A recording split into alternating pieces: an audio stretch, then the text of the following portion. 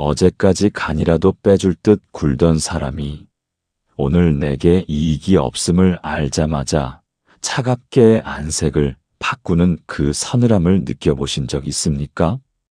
따뜻하게 웃으며 손을 잡아주던 그 손이 하루아침에 남의 손처럼 느껴지던 그 순간, 전화 한 통이면 달려오겠다던 사람이 정작 내가 어렵다 하니 갑자기 바빠지던 그 순간, 여러분, 그 기억이 지금도 가슴 어딘가에 돌처럼 박혀 있지는 않으십니까? 저는 오늘 그 이야기를 하려 합니다. 살아온 세월이 길수록 사람에 대한 기대도 그만큼 깊어집니다. 20대에는 세상이 무서워서 사람에게 기댔고, 30대에는 살아남으려고 사람을 믿었고, 40대에는 함께 살아남은 사람들이 진짜라고 믿었습니다. 그렇게 평생을 사람에게 기대고, 사람을 믿고, 사람을 위해 살아왔는데, 60이 넘어 돌아보니 남은 것이 무엇입니까? 진심으로 대했던 사람들이 하나둘 멀어지고, 내가 잘 나갈 때 등을 두드려주던 손들이 내가 기울자 감쪽같이 사라지고, 심지어는 내 선의를 발판 삼아 더 높이 올라간 자들이 나를 내려다보고 있습니다. 배신이라는 말도 아깝습니다. 처음부터 그럴 사람들이었으니까요. 문제는 내가 몰랐던 것이고, 그 몰랐음의 값을 지금 이 나이에 치르고 있다는 것입니다. 억울하지 않으십니까? 나쁜 짓 하나 한 적 없고, 남 것 탐한 적 없고, 오히려 내 것 나눠주며 살았는데, 평생 사람 믿고 산 죄밖에 없는데, 나이 들어 얻은 것이 배신감과 허탈함뿐이라면, 그 서러움을 오늘 이 자리에서 함께 이야기하고 싶습니다. 그런데 여러분, 이것이 단순히 기분 나쁜 문제가 아닙니다. 마음이 상하고 끝나는 것이라면 시간이 지나면 됩니다. 그러나 이런 자들, 즉 이익의 방향에 따라 안색을 바꾸는 자들을 곁에 두면 그 피해는 감정으로 끝나지 않습니다. 생각해 보십시오. 그런 사람이 곁에 있으면 어떻게 됩니까? 늘 눈치를 봐야 합니다. 내가 지금 저 사람에게 충분히 이익이 되고 있는가?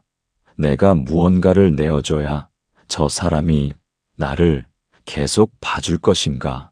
이런 계산을 무의식 중에 반복하게 됩니다. 그것이 쌓이면 자존감이 무너집니다. 스스로를 사랑하는 마음이 닳아 없어집니다. 더 무서운 것은 그런 자들 곁에 오래 있다 보면 나도 모르게 나 자신이 변한다는 것입니다. 진심을 주기가 두려워지고 사람을 대할 때 먼저 계산을 하게 되고 결국 내가 그토록 싫어하던 그 모습을 내 안에서 발견하게 됩니다. 노년의 평안이라는 것, 그것은 재산의 문제도 자식의 문제도 아닙니다. 내 곁에 누가 있느냐의 문제입니다. 기운을 북돋아주는 사람이 곁에 있으면 나이 들수록 삶이 풍요로워지지만 기운을 빼앗아가는 자들이 곁에 있으면 남은 여생의 기운까지 송두리째 빨려나갑니다. 몸이 먼저 알아챕니다. 이유 없이 피곤하고 이유 없이 무기력하고 이유 없이 모든 것이 귀찮아진다면 한 번쯤 내 곁에 있는 사람들을 찬찬히 살펴보십시오. 아무리 가까운 사이라도 심지어 혈육이라도 이것 하나가 보이면 즉시 인연의 문을 닫으셔야 합니다. 오늘 제가 말씀드릴 그 징조는 거창한 것이 아닙니다. 일상 속에서, 밥 먹는 자리에서, 전화 한 통 속에서 아주 사소하게 드러납니다. 그러나 그것을 알고 보면 이렇게 선명할 수가 없습니다. 그리고 그것을 모르면 아무리 사람을 많이 만나고 오래 살아도 계속해서 같은 상처를 반복하게 됩니다. 30분 뒤 여러분은 배신당하는 호구가 아니라 사람을 꿰뚫어 보는 지혜로운 어른으로 다시 태어날 것입니다. 그 소름 돋는 징조가 무엇인지 타산 정약용의 지혜로 지금 바로 밝히겠습니다. 그 전에 한 말씀 드리겠습니다. 오늘처럼 인생의 풍파를 막아줄 단단한 지혜, 앞으로도 매주 받아보고 싶으시다면 지금 이 채널의 구독과 좋아요를 눌러주십시오. 단순히 영상 하나를 더 보시라는 말씀이 아닙니다. 사람에게 상처받고 이용당하고 뒤늦게 후회하는 삶이 아니라 사람을 먼저 읽고 내 인생을 내가 지키는 삶. 그 지혜를 매주 이 자리에서 함께 쌓아가시자는 것입니다. 여러분의 구독 한 번이 사람에게 상처받던 삶을 사람을 다스리는 삶으로 바꿔줄 첫걸음이 될 것입니다. 이제 본격적으로 들어가겠습니다. 여러분, 기회주의자들은 처음부터 나쁜 얼굴을 하고 나타나지 않습니다. 그것이 가장 무서운 점입니다. 그들은 처음에 누구보다 따뜻하고, 누구보다 살갑고, 누구보다 믿음직스럽게 보입니다. 그래서 우리가 속는 것입니다. 그런데 반드시 징조가 있습니다. 알고 보면 이렇게 선명할 수가 없는데, 모르면 평생 보이지 않는 그 징조. 오늘 낱낱이 밝혀드리겠습니다. 징조 첫 번째는 관심의 방향이 언제나 내 지갑과 인맥을 향한다. 여러분, 오래 알고 지낸 지인이 한 분 계십니까? 만날 때마다 대화가 풍성하고 웃음도 많고 정말 좋은 사람 같은데 돌아오는 길에 곰곰이 생각해보면 이상하게 뭔가 찜찜한 분. 혹시 그런 분이 계십니까? 여기 박노인 이야기를 들어보십시오. 박노인은 30년 넘게 중소기업을 운영하며 나름의 성공을 일궈낸 분입니다. 은퇴 후에도 지역 상공회의소에 인맥이 넓고 부동산도 몇 채 가지고 있습니다. 어느 날 젊은 시절부터 알고 지내던 이 회장이라는 친구가 갑자기 자주 연락을 해오기 시작했습니다. 박 형, 요즘 어떻게 지내? 우리 오랜만에 밥 한번 먹어야지. 반갑습니다. 오랜 친구니까요. 만납니다. 이 회장은 기가 막히게 잘 웃습니다. 박노인 말이라면 뭐든 맞장구를 칩니다. 형 말이 맞아. 형처럼 살아온 사람이 어딨어. 밥도 삽니다. 술도 삽니다. 두 번째 만남, 세 번째 만남. 그런데 박노인이 어느 순간 깨닫습니다. 이 회장과의 대화를 돌이켜보면 대화의 흐름이 항상 어디론가 흘러간다는 것을. 처음에는 안부로 시작하지만 결국 마지막에는 항상 같은 자리에서 끝납니다. 형, 그런데 형이 아는 그 건설 쪽 사람 있잖아. 나 한번 소개시켜 줄 수 있어? 형, 요즘 어디 좋은 투자처 없어? 형은 그런 정보 많잖아. 형 아들이 그 회사 다닌다고 했지? 나 이력서 하나만 좀 넣어줄 수 있냐고 부탁해봐 줄 수 있어? 박노인은 처음에는 그냥 오랜 친구니까 도와줬습니다. 그런데 어느 날 문득 이런 생각이 듭니다. 이 사람이 나한테 순수하게 안부를 물어본 적이 단 한 번이라도 있었던가? 내가 아프다고 했을 때 걱정을 해준 적이 있었던가? 내 이야기를 들어준 적이 있었던가? 없습니다. 단 한 번도. 여러분, 이것이 첫 번째 징조입니다. 관심의 방향이 항상 당신의 지갑, 당신의 인맥, 당신의 능력을 향한다는 것. 당신 자체에는 관심이 없습니다. 당신이 가진 것에만 관심이 있습니다. 그 차이를 아십니까? 진짜 친구는 당신이 잘 나갈 때도 못 나갈 때도 당신 얼굴을 봅니다. 그러나 기회주의자는 당신이 잘 나갈 때만 옵니다. 그리고 그들의 눈은 항상 당신의 뒤, 즉 당신이 가진 것들을 향하고 있습니다. 징조 두 번째는 내가 어려워지는 순간 존재 자체가 사라진다. 이 회장 이야기를 조금 더 해보겠습니다. 그러던 어느 날 박 노인에게 일이 생겼습니다. 보증을 잘못 섰다가 재산에 큰 타격을 입었습니다.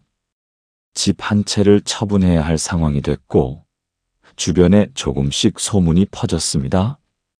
그날 이후 이 회장에게서 연락이 뚝 끊겼습니다. 처음에 박 노인은 그냥 바쁜가 보다 했습니다. 일주일이 지나고 한 달이 지나고 두 달이 지났습니다. 예전 같았으면 벌써 10번도 더 전화가 왔을 텐데 박 노인이 먼저 전화를 해봤습니다. 박 형, 나 지금 좀 바빠서 나중에 내가 전화할게. 그 나중은 끝내 오지 않았습니다. 여러분, 이 장면이 낯설지 않으십니까? 내가 어려워지는 순간 그토록 살갑던 사람이 존재 자체가 사라지는 그 경험. 전화를 해도 바쁘고 문자를 보내도 익십이고 우연히 마주쳐도 눈을 피하는 그 경험. 그것이 두 번째 징조입니다.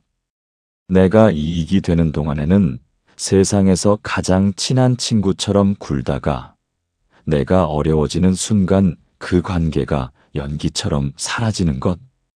여러분 생각해 보십시오. 진짜 인연이라면 어떻습니까? 내가 어려울 때 더 가까이 오지 않습니까? 내가 넘어졌을 때 손을 내밀지 않습니까? 그것이 사람입니다. 그러나 기회주의자는 반대입니다. 내가 어려워지는 순간이 그들의 본색이 드러나는 순간입니다. 그 순간을 놓치지 마십시오. 더 가슴 아픈 경우도 있습니다. 어떤 이들은 사라지기만 하는 것이 아니라 어려워진 나를 두고 뒷말을 합니다. 그러게, 내가 뭐라 했어? 좀 더 조심했어야지. 평소에 내 편인 척하던 그 입으로 내가 없는 자리에서는 혀를 차는 것입니다.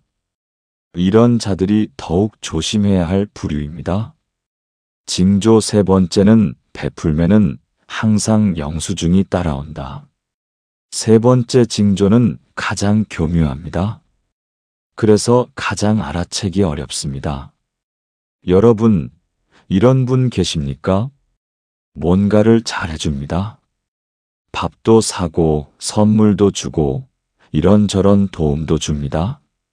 처음에는 그냥 좋은 사람인가 보다 합니다. 그런데 어느 순간 그 사람이 무언가를 부탁할 때 꼭 이런 말이 붙습니다. 내가 그때 형한테 얼마나 잘해줬는데. 내가 그때 이거 해줬잖아. 이 정도는 형이 해줘야지. 나만큼 형 챙겨준 사람이 어딨어. 여러분, 진심으로 베푸는 사람은 베푼 것을 기억하지 않습니다. 아니, 기억하더라도 그것을 무기로 쓰지 않습니다. 그러나 기회주의자의 베풀매는 항상 영수증이 따라옵니다. 나중에 반드시 그 청구서를 들이밉니다. 그리고 그 청구 금액은 원금보다 훨씬 큰 경우가 대부분입니다. 박 노인도 그랬습니다. 이 회장이 사라지기 전 마지막으로 한 말이 이것이었습니다. 형, 나 그동안 형한테 얼마나 잘해줬는지 알지? 이번에 이것만 도와줘. 나 지금 좀 급해. 이것이 결코 작은 것이 아니었음은 두말할 필요도 없습니다. 여러분, 받은 것으로 상대를 올가매는 자, 베풀물 투자로 생각하는 자, 이런 자들의 친절은 처음부터 진심이 아니었습니다. 계산이었습니다. 그리고 그 계산서가 날아오는 날, 우리는 비로소 깨닫습니다. 아, 이 사람이 그런 사람이었구나. 여러분, 정리해 드리겠습니다. 기회주의자의 세 가지 소름 돋는 징조. 첫째, 관심의 방향이 항상 당신이 가진 것을 향한다. 둘째, 당신이 어려워지는 순간 존재 자체가 사라진다. 셋째, 베풀면은 반드시 영수증이 따라온다. 이 세 가지 중 하나라도 보이십니까? 그렇다면 지금 당장 그 관계를 다시 들여다보셔야 합니다. 그런데 여러분, 이것이 어제 오늘의 이야기가 아닙니다. 200년 전 유배지의 차디찬 방에서 똑같은 배신을 경험한 한 선인이 있었습니다. 그리고 그는 그 고통 속에서 사람을 꿰뚫어보는 불멸의 지혜를 남겼습니다. 다산 정약용. 지금부터 그의 이야기를 들어보시겠습니다. 약 200년 전입니다. 전라도 강진. 바닷바람이 차갑게 불어오는 유배지의 작은 방 한 칸. 조선 최고의 학자로 불리던 한 사람이 거적대기 하나를 깔고 앉아 붓을 들고 있습니다. 그의 나이 40. 한양에서 잘 나가던 시절 그의 주변에는 사람이 넘쳤습니다. 함께 학문을 논하던 동료들, 가르침을 받겠다며 줄을 섰던 제자들, 손을 잡으며 영원한 우위를 맹세하던 벗들. 그런데 지금 그 방 안에는 아무도 없습니다. 그의 이름은 정약용. 훗날 다산이라 불리게 될 조선의 위대한 선인입니다. 다산이 강진으로 유배를 떠난 것은 1801년 신유박해 때의 일입니다. 죄목은 천주교와의 연루. 그러나 그보다 더 깊은 이유는 당시 권력 다툼 속에서 그가 정치적으로 위험한 존재가 되었기 때문입니다. 유배가 결정되던 날 다산은 기다렸습니다. 평생 함께 학문을 나눴던 동료들이, 제자들이, 벗들이 찾아와 손이라도 잡아줄 것을 기다렸습니다. 그러나 오는 사람이 없었습니다. 한양을 떠나는 그 긴 길에서 뒤돌아봐도 따라오는 사람이 없었습니다. 나중에 다산은 유배지에서 아들들에게 보내는 편지에 이렇게 씁니다. 세상 사람들이 나를 대하는 것을 보아라. 내가 현달하였을 때는 앞을 다투어 모여들더니 내가 곤궁해지자 하루아침에 모두 흩어져 버렸다. 이것이 세상의 이치이니 한탄할 것도 없으나 너희는 이로써 사람 보는 눈을 길러야 할 것이다. 이 편지를 읽으며 어떤 마음이 드십니까? 조선 최고의 학자도 한평생 사람을 아끼며 살았던 다산도 결국 같은 배신을 경험했습니다. 여러분이 겪으신 그 서러움, 그 허탈함이 결코 여러분만의 것이 아니라는 뜻입니다. 다산은 유배지에서 이 경험을 통해 하나의 진리를 깨닫습니다. 그리고 그것을 제자들에게, 아들들에게, 그리고 훗날 우리 모두에게 전합니다. 이익으로 맺어진 인연은 이익이 닿으면 반드시 흩어진다. 다산은 고전 순자의 가르침을 인용하며 이렇게 풀었습니다. 이익으로 합한 자는 이익이 닿으면 나뉘고 세력으로 합한 자는 세력이 닿으면 흩어진다. 오직 도의로 합한 자만이 어떠한 풍파에도 변하지 않는다. 이것을 쉽게 풀어드리겠습니다. 내가 돈이 있을 때 모여드는 사람들이 있습니다. 내가 힘이 있을 때 굽신거리는 사람들이 있습니다. 내 자식이 좋은 자리에 있을 때 갑자기 친해지려는 사람들이 있습니다. 이런 인연들은 그 돈이 줄어들고 그 힘이 사라지고 그 자식의 자리가 바뀌는 순간 반드시 흩어집니다. 처음부터 그 인연의 뿌리가 나에게 있지 않았고 내가 가진 무언가에 있었기 때문입니다. 뿌리가 없는 나무를 생각해 보십시오. 바람이 없을 때는 멀쩡히 서 있는 것처럼 보입니다.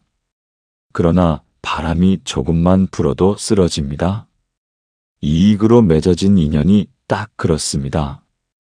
평온할 때는 진짜처럼 보이지만 시련이라는 바람이 불면 하루아침에 쓰러져 버립니다. 반면 도의로 맺어진 인연은 어떻습니까?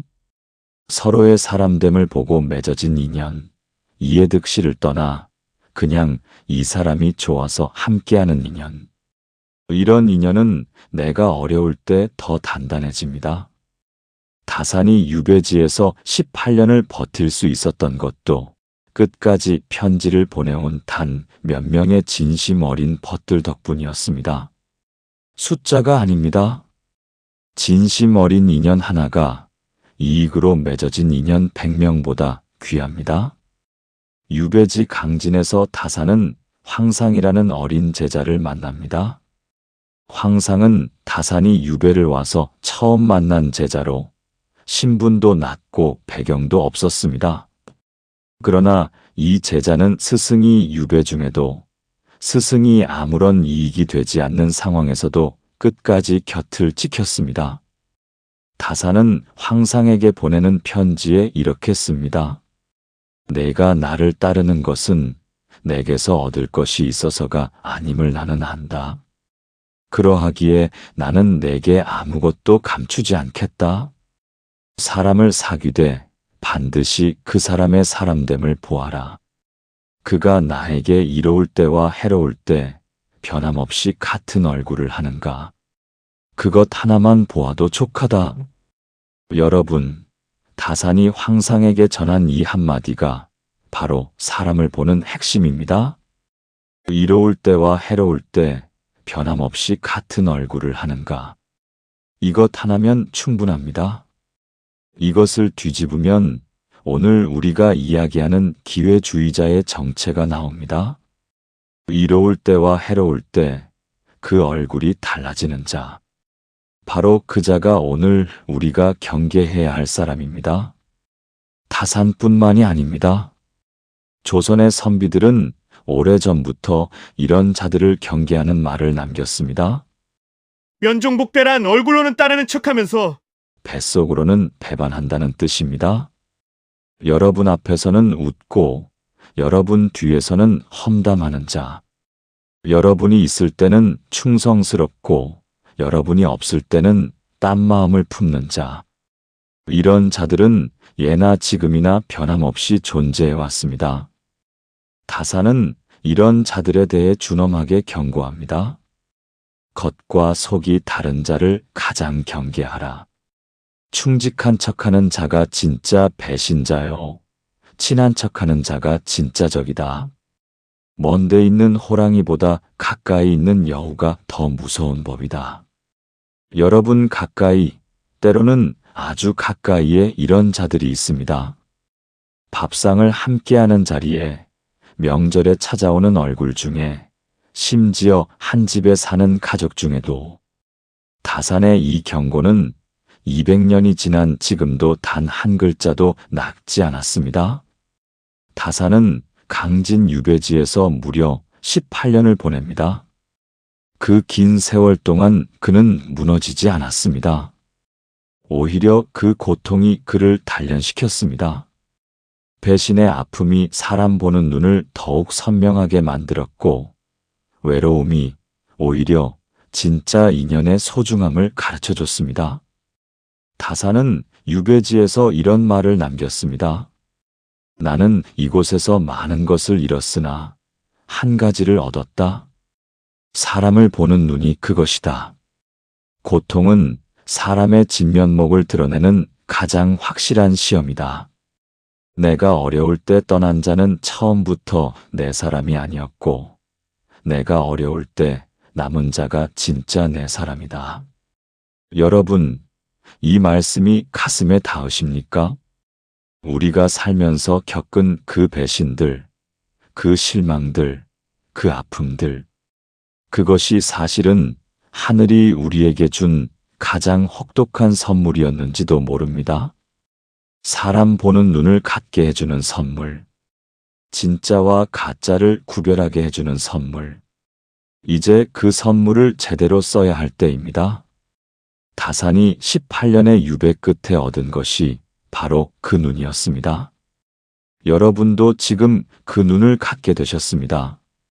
잠시 영상을 멈추고 싶습니다. 다산 선생은 이런 말씀을 하셨습니다. 좋은 가르침은 혼자 품고 있어서는 안 된다고. 참된 지식인의 의무는 자신이 깨달은 것을 세상에 나누는 것이라고. 그것이 바로 인덕, 사람답게 사는 길이라고. 지금 이 영상을 보고 계신 여러분 주변에 사람에게 이용당하고 상처받아 힘들어하는 분이 계십니까? 오랫동안 배신감을 안고 살아온 어머니가, 아버지가, 형제가, 친구가 계십니까? 그분께 오늘 이 영상을 보내주십시오. 말 한마디 건네기 어려울 때 영상 하나가 그 마음을 대신 전해드릴 것입니다. 그것이 바로 다산이 말한 인덕의 실천입니다. 함께 사람답게 사는 길입니다. 그리고 이 귀한 가르침이 더 많은 분들께 닿을 수 있도록 좋아요 한번 눌러주십시오. 다산 선생께서 유배지에서도 붓을 놓지 않으신 것은 이 가르침이 단 한 사람에게라도 더 전해지길 바라셨기 때문입니다. 여러분의 좋아요 한 번이 그 뜻을 이 시대에 잇는 일입니다. 자, 이제 마지막 관문입니다. 다산의 지혜를 마음에 새기셨다면 이제 실제로 써먹어야 합니다. 머리로 아는 것과 삶에서 쓰는 것은 다릅니다. 많은 분들이 이런 말씀을 하십니다. 인연을 정리해야 한다는 건 알겠는데 막상 어떻게 해야 할지 모르겠다고. 싸우기는 싫고 그렇다고 계속 이용당하기도 싫다고. 바로 그분들을 위해 지금부터 싸우지 않고 우아하게, 그러나 완전하게 인연을 정리하는 3가지 방법을 알려드리겠습니다. 솔직하게 여쭤보겠습니다. 기회주의자의 징조 3가지를 말씀드렸을 때 속으로 이런 생각 드신 분 계셨습니까? 맞아, 저 사람이 딱 그래. 근데 어떻게 해야 하지? 알면서도 못 끊습니다. 왜 그렇습니까? 오래 알고 지낸 사람이라서, 완전히 나쁜 사람은 아닌 것 같아서, 괜히 싸움이 날까봐, 내가 너무 매정한 사람이 되는 건 아닐까봐, 혹시 내 생각이 틀린 건 아닐까봐. 여러분, 그 마음 충분히 압니다. 그 마음이 오히려 여러분이 좋은 사람이라는 증거입니다. 그러나 오늘 하나만 기억하십시오. 인연을 정리하는 것은 상대를 버리는 것이 아닙니다. 나 자신을 지키는 것입니다. 다산 선생도 유배지에서 이렇게 말씀하셨습니다. 자신을 아끼지 못하는 자는 남도 아낄 수 없다. 나를 먼저 귀하게 여겨야 합니다. 지금부터 그 방법을 알려드리겠습니다. 싸우지 않아도 됩니다. 상처 주지 않아도 됩니다. 우아하게, 그리고 완전하게. 첫 번째 방법은 서서히 식히기, 온도를 낮추되 갑자기 끄지 않는다. 관계를 끊는 가장 흔한 실수가 무엇인지 아십니까? 참다 한꺼번에 폭발하는 것입니다. 오랫동안 쌓인 감정이 한순간에 터지면 말이 거칠어지고 상대도 방어적이 되고 결국 싸움이 됩니다. 그리고 그 싸움은 두고두고 양쪽 모두의 가슴에 상처로 남습니다. 그러지 마십시오. 불을 끄려면 갑자기 찬물을 끼얹는 것보다 서서히 장작을 빼는 것이 현명합니다. 구체적으로 어떻게 하느냐? 3단계로 말씀드리겠습니다. 1단계, 반응의 온도를 낮추십시오. 이전에 전화를 받으면 반갑게 어유, 어쩐 일이야? 를 하셨다면 이제는 응, 왜? 정도로 줄이십시오. 이전에 먼저 안부 문자를 보내셨다면 이제는 보내지 마십시오. 이전에 약속을 잡으면 날짜를 맞춰 가셨다면 이제는 요즘 좀 바빠서라고 하십시오. 상대가 눈치 빠른 사람이라면 여기서 이미 알아챕니다. 그리고 기회주의자들은 대부분 눈치가 빠릅니다. 자신에게 이익이 되는지 안 되는지를 귀신같이 감지하는 사람들이니까요. 내가 더 이상 호락호락하지 않다는 것을 느끼면 그들은 스스로 멀어지기 시작합니다. 2단계, 만남의 빈도를 줄이십시오. 한 달에 2번 보던 것을 한 번으로, 한 번을 2달에 한 번으로. 억지로 약속을 잡지 마십시오. 상대가 약속을 제안하면 그날은 좀 어렵고 나중에 다시 얘기하자고 하십시오. 그 나중을 먼저 잡지 않아도 됩니다. 3단계, 깊은 이야기를 나누지 마십시오. 기회주의자들이 가장 잘 활용하는 것이 바로 여러분이 털어놓는 속사정입니다. 돈 이야기, 건강 이야기, 자식 이야기, 재산 이야기. 이런 것들을 알면 그것을 이용합니다. 이제부터는 날씨 이야기, 뉴스 이야기 정도로만 대화를 유지하십시오. 깊이 들어오려 하면 그냥 전향이야로 막으십시오. 이렇게 서서히 온도를 낮추다 보면 싸움 한 번 없이 관계가 자연스럽게 소원해집니다. 이것이 가장 우아한 방법입니다. 2번째 방법은 선 긋는 말 한마디, 상처 없이 경계를 세운다. 경계를 세운다는 것이 차갑게 들리십니까? 그렇지 않습니다. 경계는 담이 아닙니다.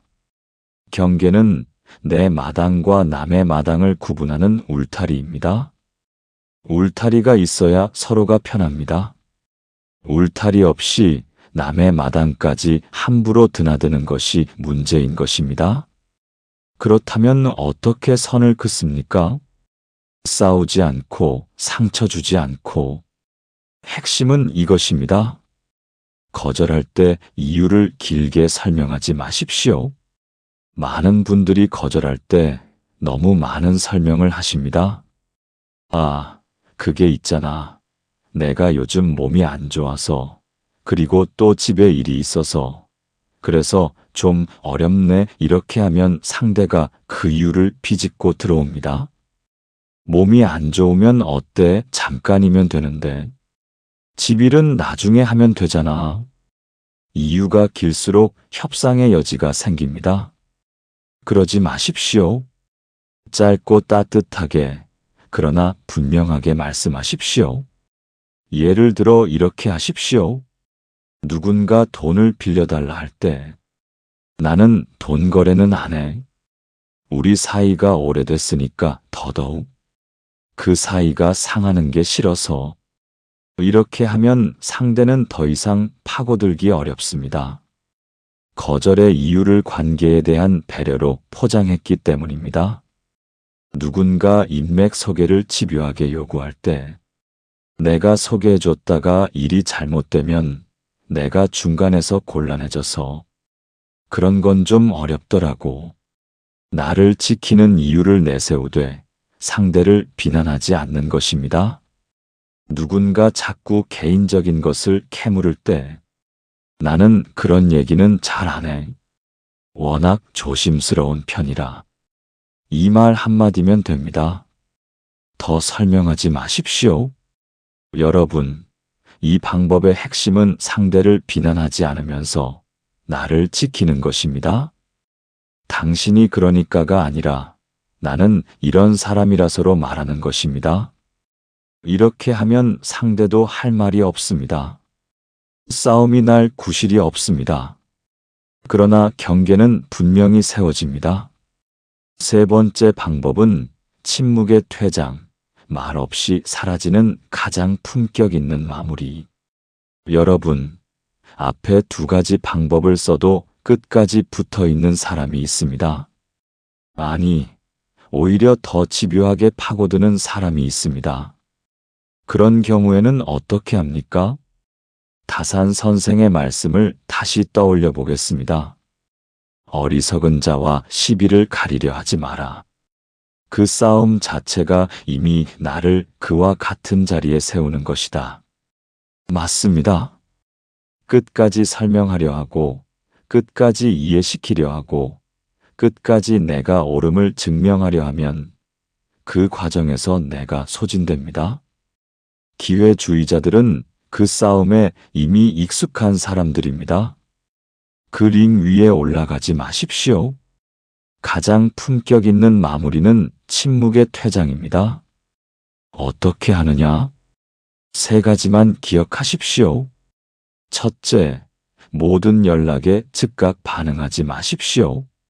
전화가 오면 바로 받지 않아도 됩니다. 문자가 오면 바로 답하지 않아도 됩니다. 1시간 뒤에, 하루 뒤에, 혹은 며칠 뒤에 짧게 답하십시오. 왔어. 별일 없지? 이 정도면 충분합니다. 점점 그 간격을 늘리십시오.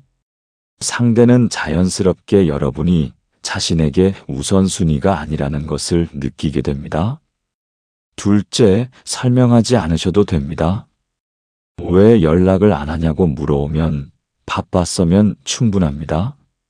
우리 사이가 왜 이러냐고 물어오면 아니, 별거 없어.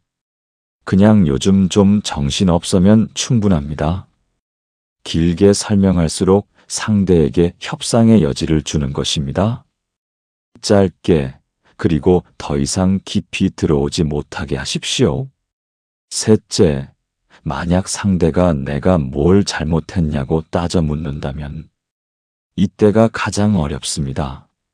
많은 분들이 이 순간에 무너집니다. 상대가 눈물을 보이거나 화를 내거나 억울하다고 하면 내가 괜한 짓을 한 것 같은 느낌이 드십니까? 그 마음 충분히 압니다. 그러나 기억하십시오. 이렇게 말씀하십시오. 서운한 게 있긴 한데 뭘 따지고 싶은 게 아니야. 그냥 우리 각자 살던 대로 살자. 나는 내 갈 길 가고 자네도 자네 갈 길 가고. 이 말의 힘을 아십니까? 싸우지 않습니다. 비난하지 않습니다. 그러나 완전히 끝냅니다. 상대가 어떤 말로 파고들어도 이 말 뒤에는 더 이상 대화를 이어가지 않으셔도 됩니다. 화제를 바꾸십시오. 그리고 그날 이후로 서서히, 그러나 완전히 멀어지십시오. 이 3가지 방법을 쓰고 나면 처음에는 허전합니다. 오래 알던 사람이 곁에서 사라지면 아무리 나쁜 인연이었어도 허전한 법입니다. 그 허전함을 죄책감으로 오해하지 마십시오. 그것은 죄책감이 아닙니다. 그냥 빈자리에 대한 적응 기간입니다. 그 빈자리가 채워지는 데 걸리는 시간은 그리 길지 않습니다. 오히려 놀라운 일이 일어납니다. 몸이 가벼워집니다. 이유 없이 피곤하던 것이 사라집니다. 전화벨 소리가 두렵지 않아집니다. 아침에 눈을 뜨는 것이 조금 더 편안해집니다. 그리고 천천히 정말 소중한 인연들이 보이기 시작합니다. 오래됐지만 순수한 그 인연들, 이익 없이도 안부를 묻는 그 인연들이 다시 선명해집니다. 다산도 유배지에서 불필요한 인연들이 모두 사라진 뒤에야 비로소 황상 같은 진짜 제자를 만났습니다. 비워야 채워집니다. 가짜를 내보내야 진짜가 들어올 자리가 생깁니다. 여러분의 남은 인생, 그 귀한 시간과 기운을 가짜에게 쓰지 마십시오. 자, 이제 마지막입니다.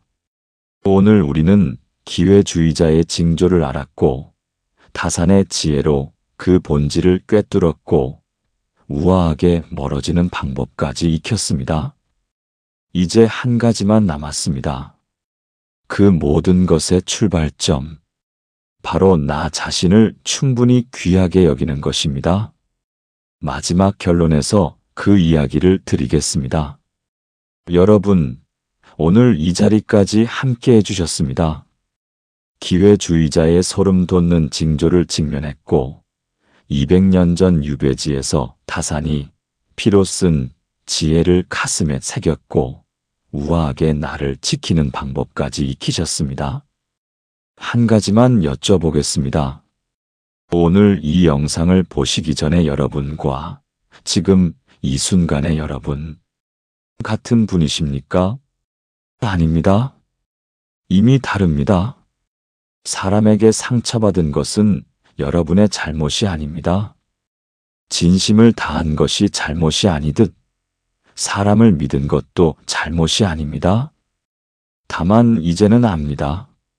모든 사람에게 같은 진심을 줄 필요가 없다는 것을. 내 온기는 그것을 받을 자격이 있는 사람에게만 나눠드리면 된다는 것을. 타산은 유배지 끝자락에서 이런 말을 남겼습니다. 내 삶에서 가장 귀한 것은 관직도 명예도 아니었다. 나 자신을 잃지 않은 것이었다. 여러분, 나 자신을 잃지 마십시오. 누군가의 안색을 살피느라, 누군가의 비위를 맞추느라, 정작 내 마음의 날씨는 오랫동안 들여다보지 못하셨습니다. 이제는 내 마음을 먼저 살피십시오. 그것이 이기적인 것이 아닙니다. 그것이 바로 품격 있는 노년의 시작입니다. 오늘 영상을 끝까지 보신 여러분, 이미 상처 입은 피해자가 아닙니다. 사람을 꿰뚫어보는 지혜로운 어른이 되셨습니다. 그 공부를 앞으로도 함께 이어가고 싶으시다면 구독으로 이 인연을 이어가 주십시오. 그리고 오늘 이 자리에서 마음속으로 결심하신 것이 있다면 좋아요 한 번으로 그 결심의 도장을 찍어 주십시오. 댓글에 이 한 문장을 남겨주시겠습니까? 나는 이제 사람보다 나 자신을 더 사랑하겠습니다. 이 문장을 직접 쓰는 순간 그것은 다짐이 됩니다. 그리고 그 다짐이 오늘부터 여러분의 남은 인생을 바꿀 것입니다. 여러분은 충분히 대접받을 자격이 있는 귀한 분들입니다. 지금까지 타산의 지혜 한마디였습니다. 오늘도 함께 해주셔서 감사합니다.